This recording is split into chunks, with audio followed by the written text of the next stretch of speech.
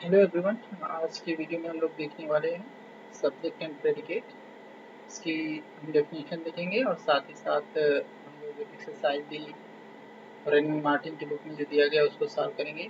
और जैसे कि आप सभी लोगों को पता है कि इस टाइम पे हम लोग सॉल्व कर रहे हैं रेन एंड मार्टिन की जो बुक है उसको सॉल्व कर रहे हैं। तो आज के क्लासेस में सब्जेक्ट एंड प्रेडिकेट को हम लोग देखेंगे जो कि चैप्टर नंबर 2 है।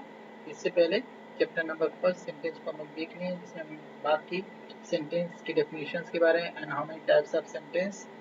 इस बुक में जो टाइप ऑफ सेंटेंस दिया है उसके साथ साथ जो टाइप ऑफ सेंटेंस इम्पैक्ट में होते हैं जो इसमें नहीं दिया गया उनके बारे में हम लोगों ने डिस्कस किया था।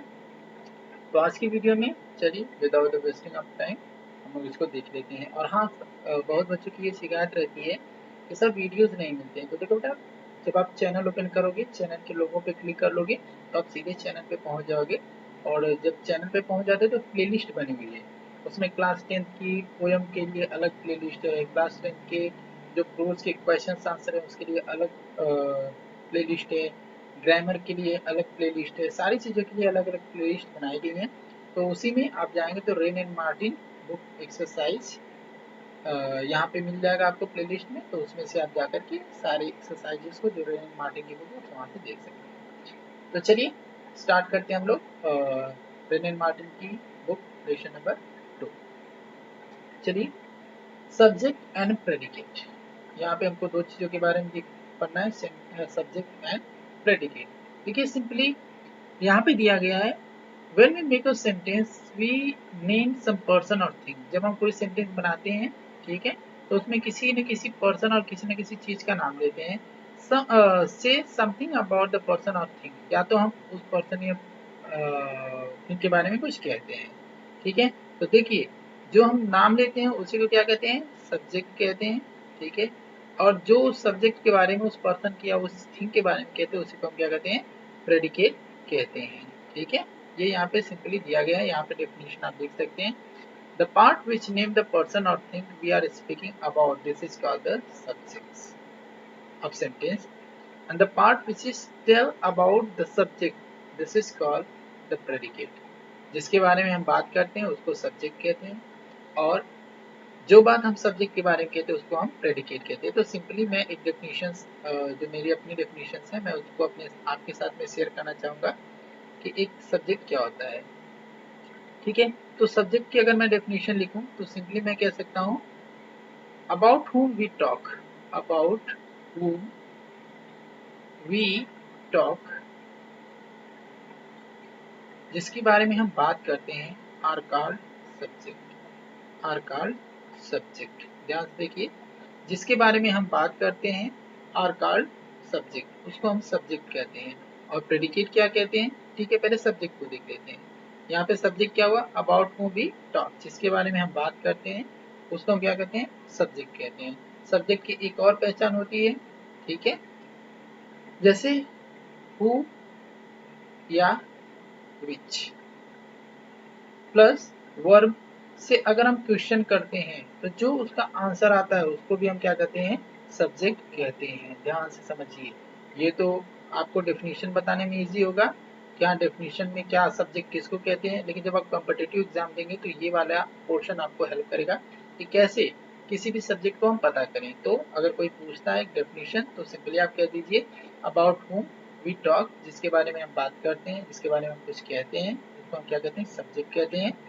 ठीक है, जैसे Ram is going to market, example Ram is going to market. ठीक है, Ram is going to market, Ram market जा रहा है। ठीक है, राम बाजार जा रहा है। किसके बारे में बात हो रही है, तो सिंपली आप कह सकते हैं कि राम के बारे में बात हो रही है। ठीक है, सेकेंड के अकॉर्डिंग हम देख लेते हैं हु विच वर्ब के साथ में क्वेश्चन करना है। ठीक है, इज गोइंग टू मार्केट कहेंगे who is going to market, who is going to market, market कौन जा रहा है, तो आंसर क्या मिलेगा, राम। तो यही राम हमारा क्या हो जाएगा, सब्जेक्ट हो जाएगा। तो ये आप देखते रहिए, देखिए देखिए अभी हम क्वेश्चन आंसर जब सॉल्व करेंगे तो आपको यही चीजें हेल्प करेंगी, ये वाली पोर्शन हेल्प करेगा, ये वाला नहीं, इतना हेल्प ये नहीं कर पाएगा। तो इसीलिए आपको जब भी सब्जेक्ट पाना हो किसी भी सेंटेंस से, क्योंकि कम्पिटिटिव एग्जाम में आपको डेफिनेशन नहीं पूछी जाती है, वहाँ पे आपको बताना पड़ता है कि सब्जेक्ट कौन है, प्रेडिकेट कौन है, तो इसके लिए आपको ये जानना जरूरी है कि हु और विच से लगा करके जब वर्ब में हम क्वेश्चन करते हैं तो वहाँ पे जो आंसर आता है उसे तो हम क्या कहते हैं, सब्जेक्ट कहते हैं। चलिए प्रेडिकेट की डेफिनेशन हम लोग देख लेते हैं। ठीक है, प्रेडिकेट, ठीक है, प्रेडिकेट, प्रेडिकेट। देखिए जैसे कि मैंने कहा कि सब्जेक्ट क्या होता है, सब्जेक्ट वो होता है जिसके बारे में हम बात करते हैं, उसको हम सब्जेक्ट कहते हैं। अब प्रेडिकेट क्या होता है, जो बात हम सब्जेक्ट के बारे में करते हैं उसी को हम क्या कहते हैं, प्रेडिकेट कहते हैं। ठीक है, तो हम सिंपल डेफिनेशन कह सकते हैं, which is told about, which is told about subject, which is told about subject are called predicate, are called predicate. जो सब्जेक्ट के बारे में कहा जाता है उसी को हम क्या कहते हैं, प्रेडिकेट। जैसे सेम एग्जांपल ऊपर था ना, Ram is going to market, तो हमने ऊपर देखा कि राम क्या था, राम वॉज अ सब्जेक्ट। तो सब्जेक्ट को अगर हम छोड़ दें तो सब्जेक्ट के बारे में क्या कहा जा रहा है, इज गोइंग टू मार्केट, कि वो मार्केट जा रहा है, तो इसको हम क्या कहेंगे, प्रेडिकेट कहेंगे। ठीक है, सिंपली यही आपकी इस बुक में था। अब मेन इंपॉर्टेंट, सबसे इंपॉर्टेंट ये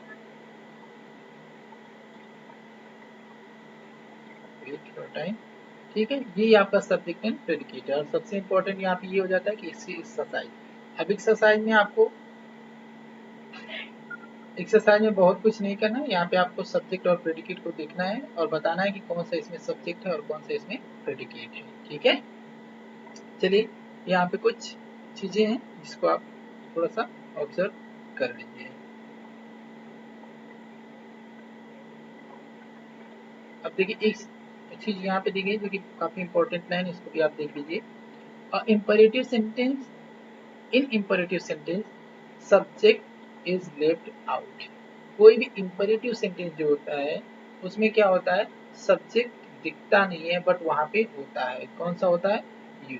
जैसे हम लोग कहते हैं ना कभी कभी सिट डाउन, बैठ जाओ, तो हम किसी एक आदमी को कह रहे होते हैं तो वो सिट डाउन में बस सिट डाउन नहीं होता बल्कि ये मीन होता है कि तुम बैठ जाओ, you sit down.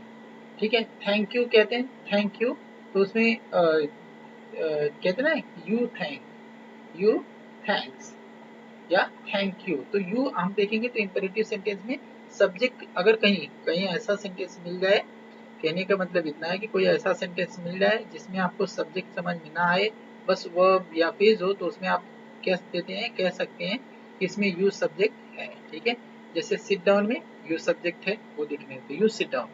Thanks him, जैसे कि यहाँ पे यू को अंडरस्टैंड, यू थैंक्स हिम, ठीक है, तुम्हें उसका धन्यवाद करना चाहिए। तो चलिए ये इजी थिंग है। एक्सरसाइज हम लोग सॉल्व करते हैं। देखिए एक्सरसाइज बहुत ही इजी है, इसमें आपको बस क्या करना है, सब्जेक्ट और प्रेडिकेट बताना है। और सब्जेक्ट के लिए मैंने बताया था आपको बस क्वेश्चन क्या करना है, हु और विच के साथ में वर्ब से क्वेश्चन करना है। ठीक है, या फिर आप ये समझ लीजिए कि किसके बारे में बात हो रही है वो सब्जेक्ट हो जाएगा, और जो बात हो रही होगी उसको हम क्या कहेंगे, प्रेडिकेट कहेंगे। चलिए देख लेते हैं। In the following sentence separate the subject and the predicate. इसमें क्या करना है, सब्जेक्ट और प्रेडिकेट को अलग करना है। चलिए देखिए, the crackling of geese saved Rome. अच्छा एक चीज और आपको बता दें साथ, ये वो और विश से तो हम लोग से वो करेंगे ही, लेकिन 90% केसेस में या 95% केसेस में होता है, जैसे कि मैंने आपको फॉर्मेट बताया था कि सब्जेक्ट है, वर्ब है एंड ऑब्जेक्ट है। तो सब्जेक्ट कहाँ आएगा, वर्ब के पहले ही आएगा। तो ऐसे भी हम कहीं ना कहीं गेस कर सकते हैं, और जहाँ पे बहुत ज्यादा कंफ्यूजन होता है तो वहाँ पे आपको ये वाला हेल्प करेगा कि हु और विच से वर्ब के साथ में क्वेश्चन करना है। चलिए देखते हैं। द क्रैकलिंग ऑफ गीस सेव रोम, यहाँ पे सब्जेक्ट कौन है, द क्रैकलिंग ऑफ गीस, ये क्या है, पूरा का पूरा यहाँ से ये सब्जेक्ट की कैटेगरी में आएगा। क्यों, क्योंकि अगर हम देखें तो मैंने आपको बताया किसके बारे में बात हो रही है, क्रैकलिंग ऑफ गीस सेव रोम, क्रैकलिंग ऑफ गीस के बारे में बात हो रही है, तो ये सब्जेक्ट हो जाएगा। दूसरा हम देखिए, हु सेव रोम, अगर हम हु से क्वेश्चन लगा करके और वर्ब से क्वेश्चन करें तो क्वेश्चन ये करेंगे ना, हु सेव्ड रोम, किसने रोम को बचाया, तो द क्रैकलिंग ऑफ गीस, तो हमको ये भी आंसर मिल रहा है।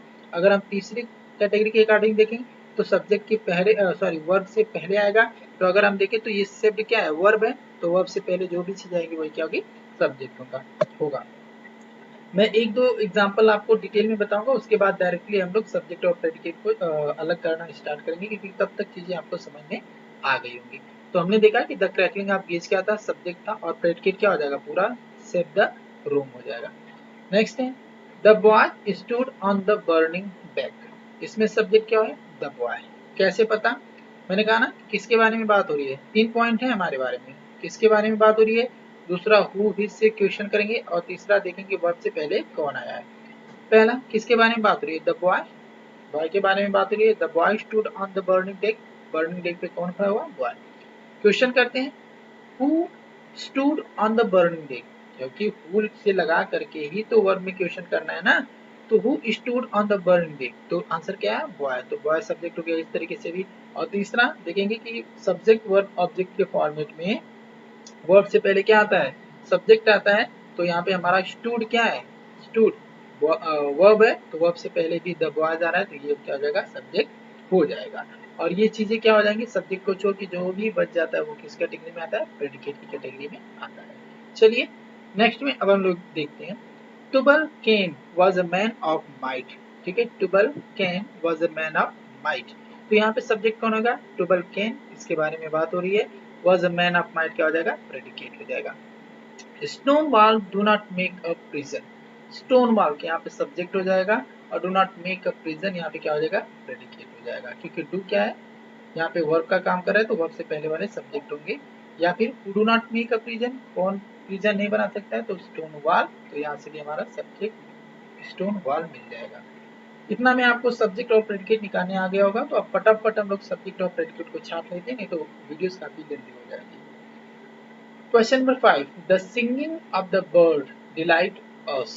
The singing of the bird delights, क्योंकि वर्ब यहाँ पे है, ठीक है, तो सब वर्ब से पहले आने वाला सब्जेक्ट होगा, तो the singing of the birds ये क्या हो जाएगा, सब्जेक्ट, और डिलाइट अस क्या होगा, प्रेडिकेट होगा।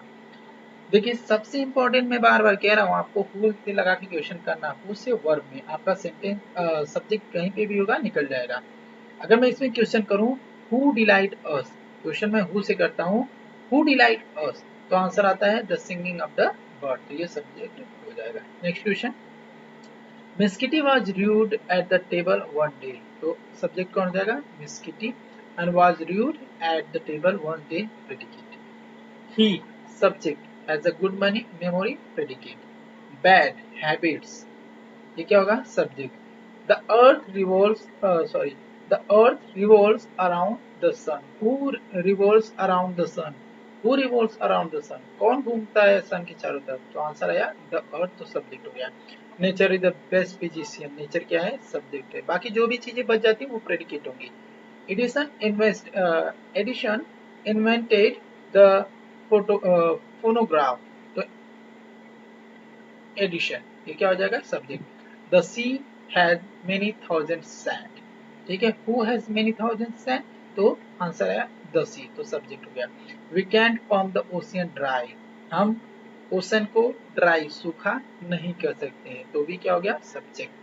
अब देखिए ऐसा आपको लगेगा कि ओशन के बारे में बात हो रहा है, तो ये मेन कंफ्यूजन हो रहा है जब आप पहला डेफिनेशन देखेंगे ना, कि अबाउट हुम वी टॉक वाला, अबाउट हुम वी टॉक, तो यहाँ से आपका मेन कंफ्यूजन यही होगा कि जिसके बारे में बात करें, तो कभी आपको ऑब्जेक्ट वाला लगेगा कि उसके बारे में बात कर रहे हैं, कभी सब्जेक्ट लगेगा कि उसके बारे में बात करें, जैसे इसी सेंटेंस में आपको वी भी लग रहा होगा उसके बारे में बात कर रहे हैं, उस सीन के बारे में भी बात करें, तो इसीलिए हु से लगा के क्वेश्चन कर दीजिएगा। जब आप इस तरीके से करेंगे तो आपको कोई भी कंफ्यूजन नहीं होगा। तो we can't pump the ocean tree, ये है ना, तो we can't pump the ocean tree, who can't pump the ocean tree, कौन पंप से ड्राई नहीं कर सकता है ओशन को, तो आंसर आया वी, तो ये हो गया subject. Borrowed garment never fit well, borrowed garment क्या हो जाएगा, सब्जेक्ट हो जाएगा। The early bird catch the worm, the early bird क्या हो जाएगा, subject. All matters is indestructible, all matters क्या हो जाएगा, सब्जेक्ट हो जाएगा, क्योंकि वर्ब से पहले जो आएगा वो क्या होगा, सब्जेक्ट होगा। Islamabad is the capital of Pakistan, Islamabad के बारे में बात हो रही है, who is capital of Pakistan, तो इस्लामाबाद आंसर, सब्जेक्ट है।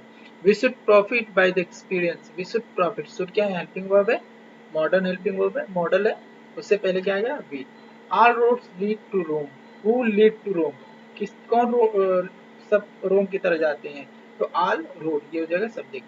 अ guilty conscious need no excuses, a guilty conscious, ठीक है, ये क्या हो जाएगा सब्जेक्ट, क्योंकि नीड क्या है एक मॉडल है, तो मॉडल भी एक हेल्पिंग वर्ब का ही काम करता है, तो उससे पहले जो भी आएगा subject. The beautiful rainbow soon faded away, beautiful rainbow बहुत ही जल्द फेडेड अवे गायब हो गया, कौन गायब हो गया, ब्यूटीफुल रेनबो, ठीक है। कौन से लगा क्वेश्चन करना है, जो आएगा वही answer. No man can serve two master, कौन दो मास्टर को सर्व नहीं कर सकता है, नो मैन सब्जेक्ट हो जाएगा। हेल्पिंग वर्ब कैन है, तो कैन से पहले जो भी होगा वो सब्जेक्ट ही होगा। A sick moon should be well aired, a sick room sorry room में। The dewdrops glitters in the sunshine. Who glitter in the sunshine? The dewdrop. ठीक है, तो the dewdrop क्या हो जाएगा सब्जेक्ट होगा। I shot an arrow into the air. Who shot arrow in the air? तो answer आएगा I, क्योंकि देखिए यहाँ पे भी आपको कंफ्यूजन होगा कि एयर कहीं ना हो, एरो कहीं ना हो, आई कहीं ना हो, तो हु से क्वेश्चन करना है। Who shot an arrow into the air, I, तो आई क्या हो गया subject. A barking sound the shepherd hear, a barking sound the shepherd hear. अब देखिए यहाँ पे मेन इंपॉर्टेंट, इसको हम सेंटेंस कैटेगरी में रखेंगे यहाँ पे, क्योंकि मेन कंफ्यूजन होने वाला है, ठीक है। शेफर्ड हियर्स, ठीक है, देखिए हमने क्या बताया आपको कि सब्जेक्ट वर्ब और ऑब्जेक्ट, तो वर्ब से पहले जो भी आएगा उसको हम क्या कहेंगे सब्जेक्ट कहेंगे। तो अब हम देखें तो यहाँ पे वर्ब कहाँ है, बार्किंग है, बार्किंग भी तो वर्ब की तरह दिख रहा है ना। ये अलग बात है कि जिरंड है, अभी आप जिरंड के बारे में नहीं जानते हैं, लेकिन ये भी वर्ब की तरह दिख रहा है, तो कहाँ गया मेन, वैसे जबकि हम कहें तो वर्ब यहाँ पे है, ठीक है। तो वर्ब से पहले शेफर्ड ये एक हमको दिख जा रहा है कि सब्जेक्ट है, लेकिन अगर आप इस कंफ्यूजन में हैं या फिर आप वैसे अबाउट हुम वी टॉक तो अबाकिंग साउंड ही आपको लग रहा है, तो आपको क्या करना है, सिंपली मैंने कहा कि हु से क्वेश्चन करना है। The barking sound the shepherd hear, who hear the barking sound, किसने सुना बार्किंग साउंड, तो आंसर क्या आएगा द शेफर्ड, तो द शेफर्ड क्या हो जाएगा सब्जेक्ट हो जाएगा। On the top of the hill lives a hermit, who lives on the top of hill, तो आंसर क्या आया अ hermit, तो अ hermit एक साधु क्या हो जाएगा सब्जेक्ट हो जाएगा। तो इस वीडियो में बस इतना ही, इस वीडियो के लिए बस आपको इतना ही जानना है कि आप सब्जेक्ट को कैसे पहचानेंगे, क्योंकि इस तरह के क्वेश्चन बहुत सारे एग्जाम में पूछे जाते हैं। तो सब्जेक्ट को पहचानने के लिए लास्ट में एक बार रिवीजन कर दूंगा। तो about whom we talk, about whom we talk, जिसके बारे में हम बात करते हैं वो क्या होता है सब्जेक्ट होता है। दूसरा हु या विच, प्लस में वर्ब्स को लेकर के जब हम क्वेश्चन करते हैं जो आंसर आता है वो क्या होता है सब्जेक्ट होता है। थर्ड, हमें लर्न करना है सब्जेक्ट वर्ब और ऑब्जेक्ट के फॉर्मेशन को, सब्जेक्ट वर्ब और ऑब्जेक्ट के फॉर्मेशन को, और देखना है कि वर्ब से पहले जो आएगा वही क्या होगा सब्जेक्ट होगा। तो सबसे इम्पोर्टेंट या हैशटैग दे देंगे, ये आपको सेकंड वाला लर्न करके रखना है कि हु के साथ में हम वर्ब से क्वेश्चन करेंगे, तो जो आंसर आएगा हु या विच के साथ में वर्ब से क्वेश्चन करेंगे, जो आंसर आएगा वही क्या होगा सब्जेक्ट होगा। और अगर सब्जेक्ट आपको निकालने आ जाएगा तो प्रेडिकेट जो भी बच जाएगा वही होता है। So thank you for the watching today's video, and I would like to request you please like, subscribe and share my channel with your friends. And next video में हम लेसन नंबर 3 को डिस्कस करेंगे। आज की video में बस इतना ही, और चैनल को ज़्यादा से ज़्यादा शेयर करें, लाइक करें, सब्सक्राइब करें, और हाँ प्लेलिस्ट विजिट जरूर करें। सारे प्लेलिस्ट आपके यूट्यूब चैनल में बनी हुई हैं, तो आप वहाँ से चीज़ों को वन बाय वन क्लियरली देख सकते हैं। Thank you for today's.